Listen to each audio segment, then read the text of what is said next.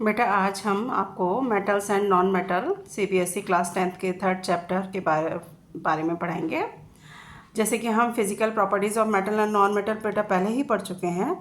आज हम chemical properties of metal देखेंगे। ठीक है, तो इस सेक्शन में आपने कुछ सैंपल्स लिए हैं like aluminium, copper, iron, lead, magnesium, zinc, sodium etcetera. आप उनके रिएक्शन जो है वो केमिकल रिएक्शन की स्टडी करेंगे। तो बेटे हमारे चारों तरफ जो है आप मान सकते हैं कि केमिकल्स लाइक एयर हो गया, उसके अलावा एसिड्स हो गया, ठीक है, वाटर है और अदर मेटल सॉल्ट है। तो मेटल किस मैनर में इन सब से रिएक्शन करते हैं ये स्टडी हम इस सेक्शन में करेंगे। सबसे पहले आपको ये बताया गया what happen when metal are burned in air. तो बेटा आप मैग्नीशियम की रिएक्शन जो है वो चैप्टर 1 में देख के आए हैं कि मैग्नीशियम को आप क्या है पहले सैंड पेपर से रब करते हैं और वो वाइट डेजलिंग फ्लेम के साथ बर्न होता है जब आप उसे ऑक्सीजन में हीट अप करते हैं। ठीक है, इसी तरह हम क्या करेंगे, पेयर ऑफ टोंग में जो आपके अब सैंपल्स थे उनको लेके 1 बाय 1 क्या करेंगे, हम फ्लेम पे बर्न करके देखेंगे। ठीक है, तो आप सबसे पहले आप ये देखेंगे कि ऑलमोस्ट सभी मेटल्स जो होते हैं वो ऑक्सीजन से रिएक्शन कर लेते हैं। जलता है या नहीं जलता है ये डिपेंड नहीं कर रहा, बट ऑलमोस्ट सारे मेटल्स जो होते हैं वो ऑक्सीजन से रिएक्शन कर लेते हैं और मेटलिक ऑक्साइड बनाते हैं। तो सबसे पहले यदि हम क्या है कि जनरलाइजेशन की बात करें तो मेटल जो है, metal plus oxygen gives us metal oxide. तो ये आपका नॉर्मली क्या होता है सभी मेटल्स के साथ होता है।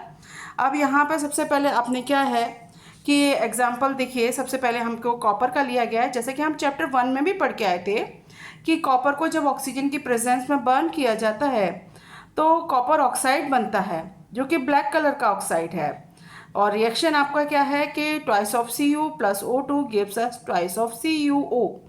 बेटा ये रिएक्शन याद करने का सिंपल वे है कि आप इनको लिख लिख के याद करिए कि कॉपर ऑक्सीजन से रिएक्शन करके आपका क्या है, कॉपर जो होता है Cu होता है, ऑक्सीजन O2 हो गया और रिएक्शन करके ट्वाइस ऑफ CuO बना जो कि ब्लैक कलर का ऑक्साइड है। अब हम सेकंड जो रिएक्शन बताई वो एल्यूमिनियम की रिएक्शन बताई है ऑक्सीजन के साथ। एल्यूमिनियम जो होता है ऑक्सीजन के साथ रिएक्शन करके एल्यूमिनियम ऑक्साइड बनाता है।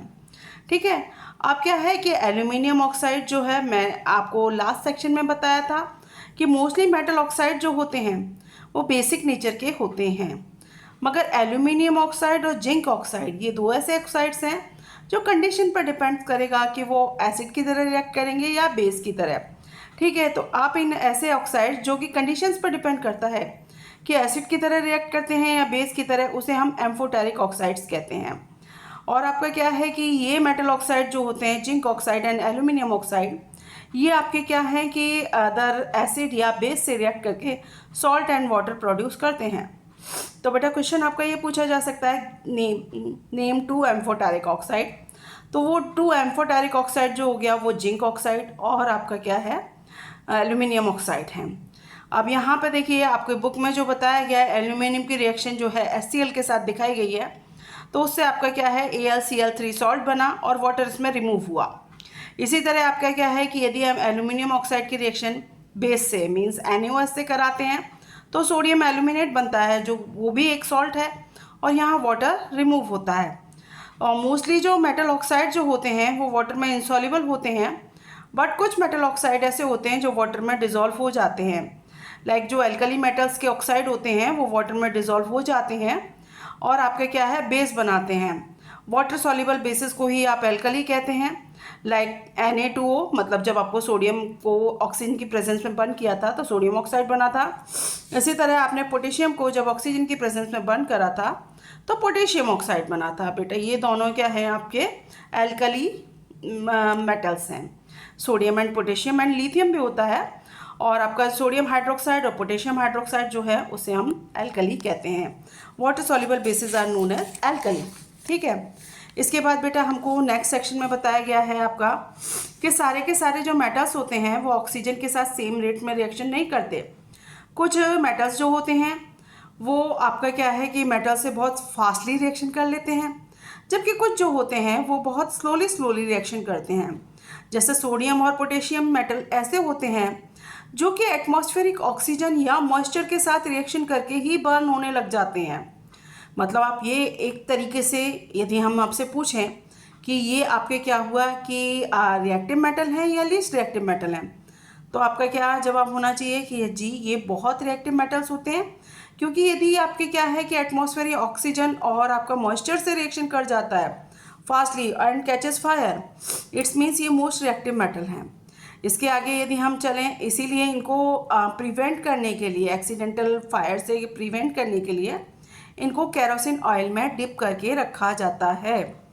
कुछ मेटल्स ऐसे होते हैं, magnesium, aluminium, zinc, lead etcetera, जिनकी जो लेयर्स होती है वो आपका क्या है कि जिनकी जो सरफेस होती है वो थिन ऑक्साइड लेयर से कवर होती है। अब थिन ऑक्साइड लेयर इनको किसी तरह से डैमेज नहीं कर रही, इनको थिन ऑक्साइड लेयर क्या करके रख रही है, प्रिवेंटिव लेयर होती है जिसको फर्दर ऑक्सीडेशन से बचाती है। ठीक है, अब इसके बाद आपका ये बताया गया है कि जो आयरन है वो बर्न नहीं होता ऑक्सीजन के साथ, बट आयरन फिलिंग जो होती हैं वो यदि आपका फ्लेम के ऊपर स्प्रिंकल किया जाए तो वो बर्न होने लगती है। कॉपर भी आपका क्या है, बर्न नहीं होता, बट क्या है, ब्लैक कलर की कोटिंग आ जाती है उस पर कॉपर ऑक्साइड की। सिल्वर, गोल्ड, वो आपका ऑक्सीजन से किसी भी टेम्परेचर पर रिएक्शन नहीं करता। इट्स मीन्स आप कह सकते हैं कि सिल्वर एंड गोल्ड जो है वो आपका लीस्ट रिएक्टिव है। अब आपका क्या है कि ब्लॉक में आपको एक प्रोसेस बताया गया है, एनोडाइजिंग। एनोडाइजिंग एक प्रोसेस है जिस पे आप एल्यूमिनियम के ऊपर की एक थिक ऑक्साइड लेयर चढ़ाते हैं। एल्यूमिनियम जो है वो ऑक्साइड लेयर तब भी बना लेता है जब हमारा एटमॉस्फेयर में वो एक्सपोज्ड है, मगर क्या है कि ये इतनी थिक नहीं होती है, इसलिए हम क्या करते हैं कि एनोडाइजिंग प्रोसेस से एल्यूमिनियम के ऊपर थिक ऑक्साइड की कोटिंग चढ़ाते हैं जो उसको फर्दर कॉरोजन से प्रिवेंट करके रखती है। ठीक है, इसके लिए हम क्या करते हैं कि जिस आर्टिकल पे आपको या जिस एल्यूमिनियम पे आपको थिक ऑक्सीजन की लेयर चढ़ानी है उसको हम एनोड बनाते हैं और हम इलेक्ट्रोलाइट के तौर पे आपका डाइल्यूट सल्फ्यूरिक एसिड यूज़ करते हैं और इलेक्ट्रिसिटी पास कर देते हैं। तो जो ऑक्सीजन गैस इवॉल्व होगी वो एनोड पे इवॉल्व होगी और एनोड पे क्या करेगी, एल्यूमिनियम के ऊपर थिक ऑक्साइड लेयर बना लेगी। इट्स मीन्स इस तरीके से आपका क्या होगा, उसको एट्रैक्टिव फिनिश भी मिलेगा और प्रोटेक्टिव लेयर भी बन जाएगी। तो आपने यहाँ पर सारी की सारी रिएक्शंस जो देखी ऑक्सीजन के साथ देखी, और इन ऑक्सीजन के साथ रिएक्शन से आपने एक आइडिया लगाया कि सोडियम एंड पोटेशियम जो होते हैं, जो आपने सैंपल लिया था उस सैंपल में सबसे ज़्यादा रिएक्टिव मेटल हैं। ठीक है, मैग्नीशियम की जो रिएक्शन होती है वो लेस विग्रस होती है, इसमें सोडियम पोटेशियम से तो कम ही रिएक्टिव होता है मैग्नीशियम।